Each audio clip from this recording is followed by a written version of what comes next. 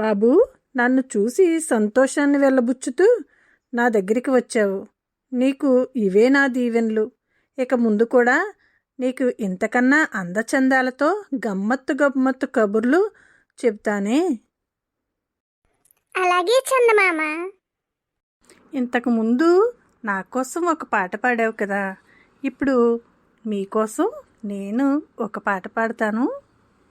ఓ అలాగే చందమామ. తెల్లన్ని నా వెలుగు తీగెళ్ళతోడా, చల్లన్ని నా కాంతి చమకీలతోడా, మావయ్యనే చందమావయ్యనే నేను, తెలుగు తోటలోని కలువ పూదేనే, తెలుగు ఊటల బావి తీయన్ని నీరు,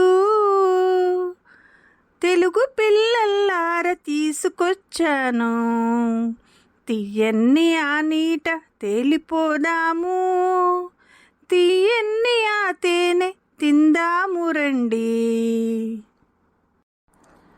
చుక్కల్లతో కూడి చక్కగాడి, మబ్బుల్లతో కూడి పాడుకుందాము, ఆటల్ల పాటల్ల అలసిపోతేను, చిన్న పిల్లల్లార సేదల్లుదేరా, పాల వెల్లియ పైన పవ్వళిద్దాము, తెనుగు పిల్లల్లార చనుదెంచురండు, మావయ్యనే నేను చందమావయ్యనే నేను, మావయ్యనే నేను మీ చందమామయ్యనే నేను. చందమామ, ఇంత చక్కగా పాడతావా నువ్వు పాటలు?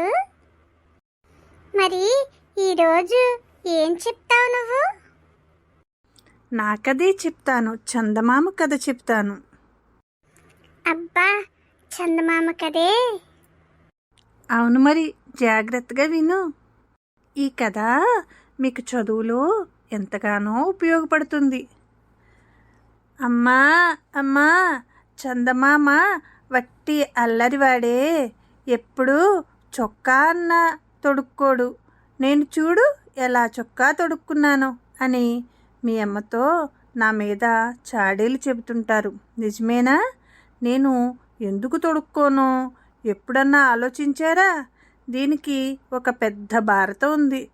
మా అమ్మ మొన్నటిదాకా అది చెబుతూనే ఉంది. అవును అవును, నువ్వు చొక్కా తొడుక్కోవు, ఎందుకు? మరి ఆ విషయమే చెబుతున్నాను, విను మరి. నేను పుట్టగానే ఆకాశమంతా వెలుతురుతో నిండిపోయిందంట. అది చూచి ఆశ్చర్యపోయి గ్రహాలు వచ్చాయంట, చుక్కలు వచ్చాయంట. నన్ను అంతా చక్కని తండ్రి అంటే చక్కని తండ్రి అన్నారు. మంచి రోజు చూసి అశ్వని నాకు చక్కని ఉయ్యాల తెచ్చింది. భరణి అందులో ముత్యాలు వేలాడి కట్టింది. కృత్తిక, రోహిణి, అనురాధ, రేవతి దానికి రంగురంగుల మబ్బు తెరలు కట్టారు. ఆ తెరలకు ఒక అంచున మెరుపు, మరొక అంచున ఇంద్రధనస్సు ఉండేవి. చందమామ ఉయ్యాల నేను ఊపాలి అంది రోహిణి. కాదు, నేను అంది రేవతి. ఇలా చుక్కలంతా పోట్లాడుకుంటూ ఉంటే మా అమ్మ చివరికి రాజీ కుదిర్చింది. దాని ప్రకారం ఒక్కొక్కరే వచ్చి జోలపాడుతూ ఉయ్యాల తొట్టిని ఊపుతూ ఉండేవారు. ఒక రోజున చలిగాలి బయలుదేరిపోతూ నేను నిద్రపోతూ ఉంటే వచ్చి సూదులతో గుచ్చినట్లు గుచ్చింది. మీకు అలాంటి మనుషులు తగిలారో లేదో, వాళ్ళకి చిన్నపిల్లల్ని ఏడిపిస్తేనే కానీ ముద్దు తీరదంట. నేను ఒక్కసారిగా కెవ్వుమన్నాను. మా అమ్మ గబగబా పరిగెత్తుకొచ్చి నా తండ్రిగా ఏడవకురా నాన్న అంటూ ఎత్తుకుంది. నా ఏడుపుకు కారణం తెలుసుకుని ఆ రోజునే ఆకాశంలోని అంగళ్ళన్నీ తిరగేసి చలిదూరని చక్కని గుడ్డ తెచ్చింది. అది పెట్టి నాకు ఒక చిన్న కోటు కుట్టించింది.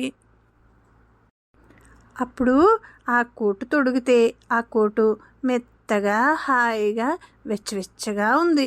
ఆ కోటుతోనే ఆ రాత్రి నిద్రపోయాను. ఇట్లా నిద్రపోయి లేచేటప్పటికి నా కోటు కాస్త చినిగిపోయి ఉంది.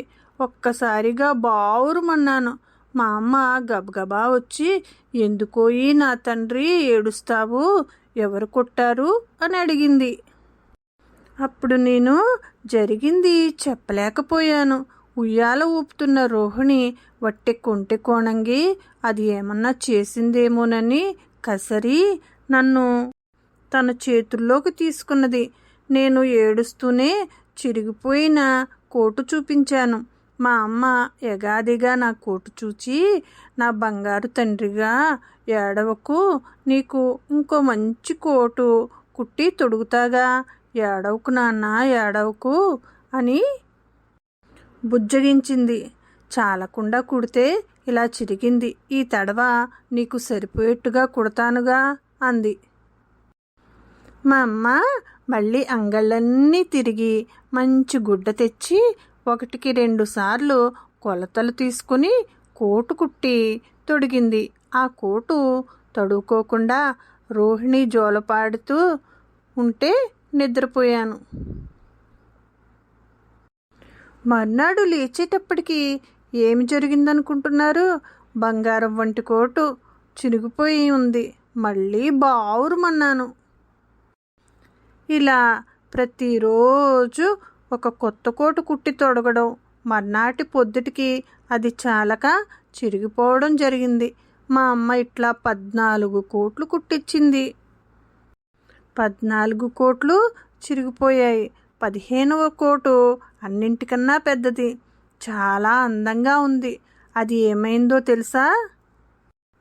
మరునాటి పొద్దుటికి వట్టి గంగిరెద్దు బొంత అయింది. మర్నాటికి మళ్ళీ నేను చిక్కిపోయాను. ఇదంతా చూసి మా అమ్మకు విసుగెత్తింది. అప్పటి నుంచి మళ్ళీ కోటు కానీ చొక్కా కానీ కుట్టి తొడగలేదు. ఎవరన్నా నాకు సరిపోయే కోటు కుట్టిస్తే ఎంతో సంతోషిస్తాను. మీలో ఎవరైనా ఈ పని చేయగలరా? ఓహో చందమామ, నాకు ఇప్పుడు అర్థమైంది. నువ్వు పక్షం రోజులు ఎదుగుతూ ఉంటావు, అదే శుక్లపక్షంలో ఎదుగుతూ ఉంటావు, కృష్ణపక్షంలో తగ్గిపోతూ ఉంటావు.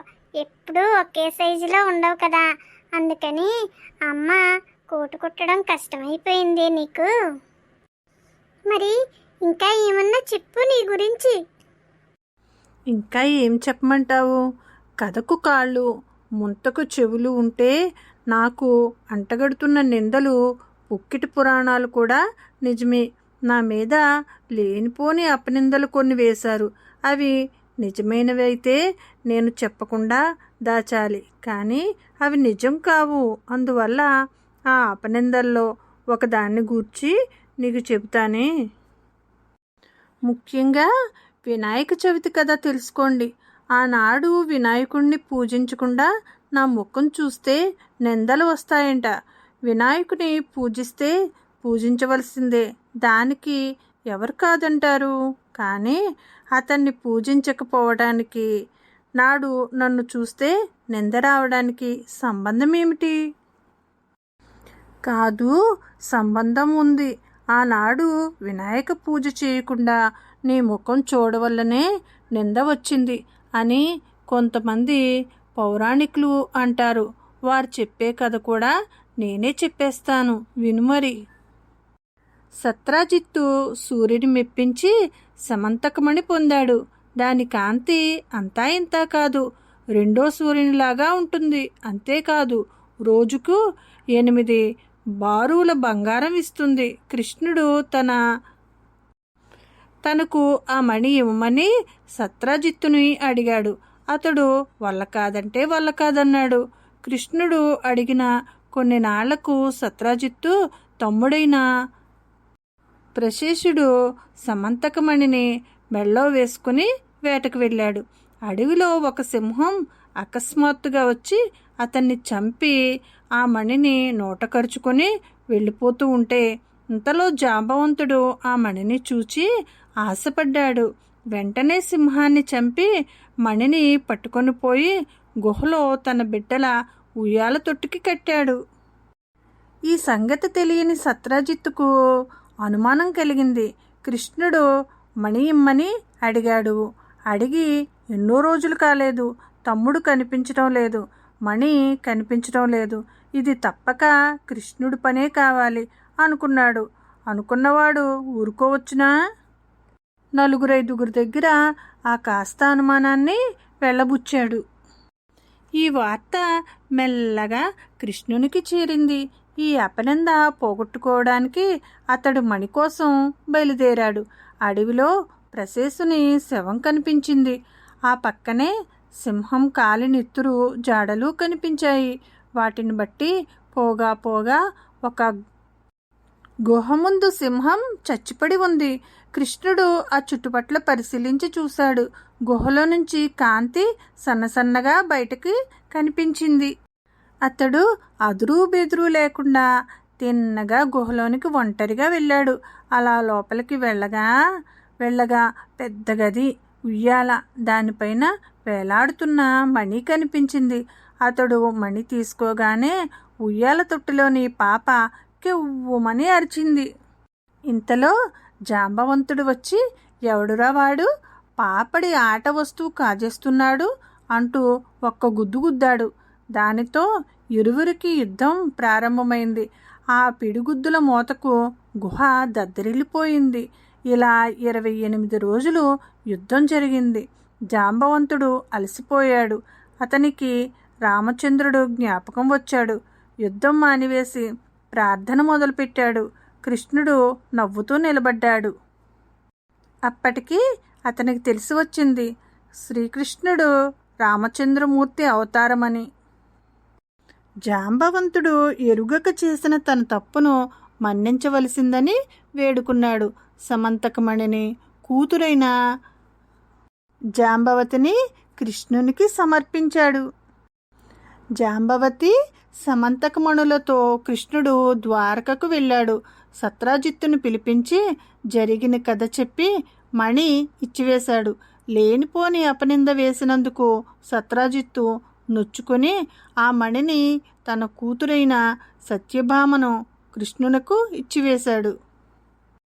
నాటి నుంచి కృష్ణుడు చెబుతూ వచ్చాడు, తన తప్పు లేదట, తన మామ తప్పు లేదట. చవితినాడు నా ముఖం చూడటం వల్ల తనకు అపనింద వచ్చిందట. ఇది ఏమి న్యాయమో మీరే చెప్పండి. మామ అల్లుళ్ళు సరిగా ఉండాలి, మధ్య బయటవాళ్ళు అల్లరిపడాలి. అసలు కృష్ణుడు ఎలాంటివాడో మీకు తెలుసుగా. బమ్మిని తిమ్మిని, తిమ్మిని బమ్మిని చేసేవాడు.